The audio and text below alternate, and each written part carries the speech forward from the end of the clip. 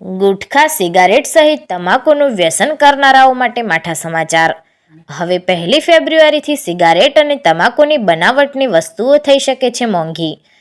કારણ કે 1 ફેબ્રુઆરીથી સિગારેટ અને તમાકુની બનાવટ ઉપર એક્સાઇઝ ડ્યુટી લાગવા જઈ રહી છે.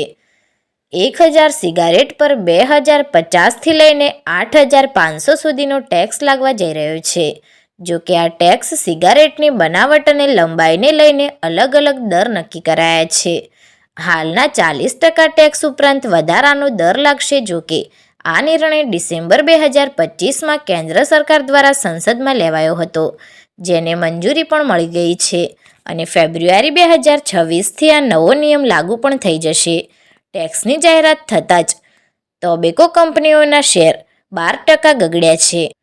હાલમાં સમગ્ર વિશ્વમાં સિગારેટ પીવાથી લગભગ 80 લાખથી પણ વધુ લોકો મોતને ભેટે છે, જેમાં ભારતમાં 10 લાખથી વધુ લોકોના મોત થાય છે. ત્યારે કેન્દ્ર સરકાર દ્વારા આ ગંભીર બાબતોને ધ્યાનમાં રાખી આ નિર્ણય લેવાયો છે, જે 1 ફેબ્રુઆરીથી લાગુ થઈ જશે.